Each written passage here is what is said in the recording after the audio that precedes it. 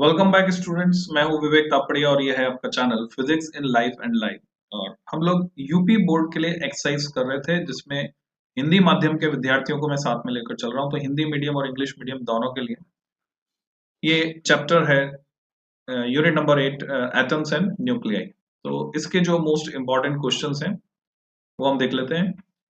एक नंबर के क्वेश्चंस में ऑब्जेक्टिव टाइम में what is the order of radius of nuclei and an atom. Order of radius of nuclei. तो आपसे क्या पूछा गया है? आपसे पूछा गया है कि जो नाभिक है और जो परमाणु है उनका जो आकार होता है, त्रिज्या से ही आकार मापा जाता है। तो किसी परमाणु की त्रिज्या के मान की कोटि तथा किसी नाभिक के त्रिज्या के मान की कोटि लिखिए। तो परमाणु का तो हो गया 10⁻⁻10 और जो नाभिक है उसके लिए 10⁻15। तो यहाँ पर दो दो डेटा आने चाहिए थे, एक डेटा है, एक मिसिंग है। एक आएगा एंगस्ट्रॉम यूनिट के ऑर्डर का, एक फर्मी के order. Next question, what do you mean by the stable orbit in an atom and what is it's condition. तो इसके बारे में जो है बताया था।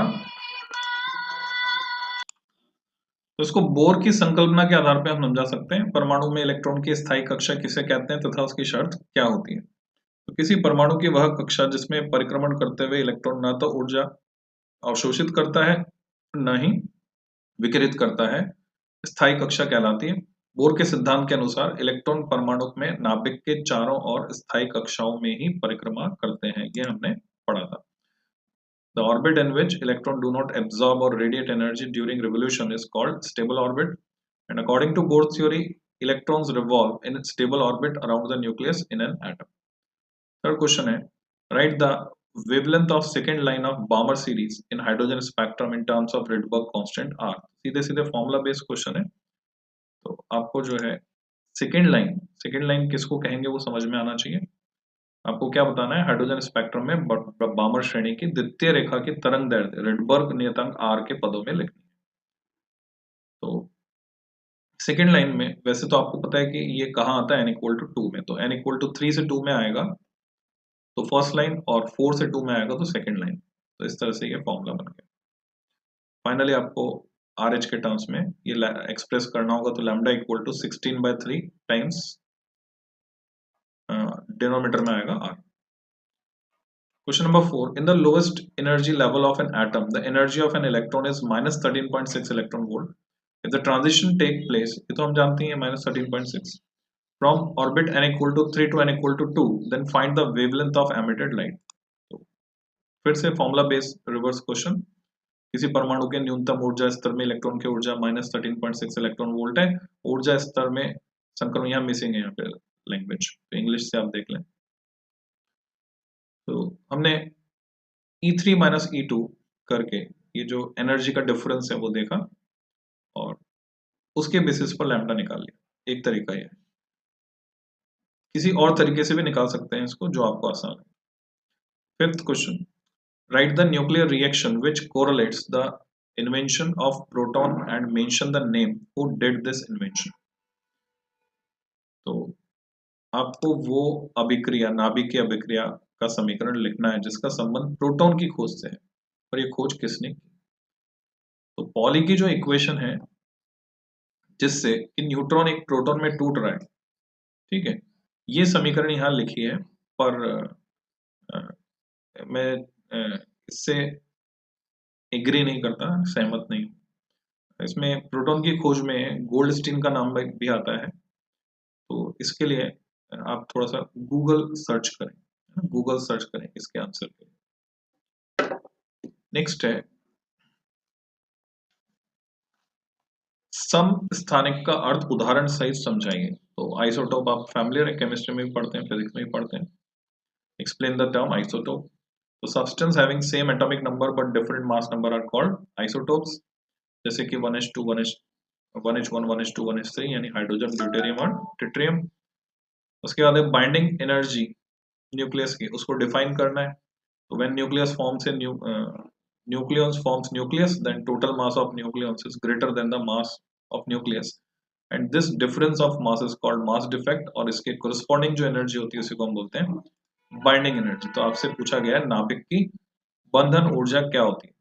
तो जब न्यूट्रॉन प्रोटॉन मिलकर किसी नाभिक की संरचना करते हैं तो सभी न्यूक्लियनों का कुल द्रव्यमान नाभिक के द्रव्यमान से ज्यादा होता है, और द्रव्यमान में जो अंतर है इसी को हम द्रव्यमान क्षति कहते हैं, और इसके सापेक्ष इक्वल टू mc² से यदि ऊर्जा की गणना करेंगे तो वही ऊर्जा बंधन ऊर्जा कहलाती है, जो कि नाभिक को बांध कर रखने के लिए जिम्मेदार है। अगला प्रश्न है, रेडियो एक्टिव पदार्थ की अर्धायु टी तथा माध्य आयु औसत आयु के मध्य संबंध का सूत्र लिखिए। बच्चों ये सीबीएसई में नहीं पूछा जाएगा, यूपी बोर्ड में भी नहीं पूछा जाएगा, क्योंकि इस साल 2021 के लिए सिलेबस में नहीं है, हालांकि बिहार बोर्ड में पूछ लिया गया था ऑब्जेक्टिव में। So write the relation between half life t and average life, आपको आसानी से याद रख सकते हैं। टी हाफ होता है 0.693 अपॉन लैम्डा, और टी एवरेज जो होता है 1 अपॉन लैम्डा होता है, तो इसके बेसिस पे हम ये रिलेशन डिराइव कर सकते हैं। 2 मार्क क्वेश्चन में चलते हैं। Describe the Rutherford atomic model and mention it's drawbacks also. तो स्ट्रेट फॉरवर्ड आप किताब से पढ़कर इसका जवाब दे सकते हैं। रदरफोर्ड के परमाणु मॉडल की व्याख्या करेंगे, उसकी कमियों का उल्लेख करेंगे। तो 2 कमियां आपको तैयार करनी। उत्तेजन विभव तथा आयनन विभव की व्याख्या कीजिए। तो आपको 2 टर्म्स एक्सप्लेन करनी है, excite potential and ionisation. Excitation potential, ये गलत है ना शब्द लिखा, excitation potential and ionisation potential. Next है mention the Bohr's postulate for hydrogen atom. बच्चों फिजिक्स के हिसाब से आपको 3 पोस्टुलेट अच्छे से तैयार करने हैं हाइड्रोजन परमाणु के लिए बोर की परिकल्पना। 12th है नाभिक की द्रव्यमान क्षति से आप क्या समझते हैं? द्रव्यमान क्षति नाभिक की बंधन ऊर्जा से कैसे संबंधित है, तो ये आप बताएंगे। What do you mean by the term mass defect and how it is related to binding energy. ये जो है बाइंडिंग एनर्जी कर्व इस साल सिलेबस में नहीं है 2021 के लिए।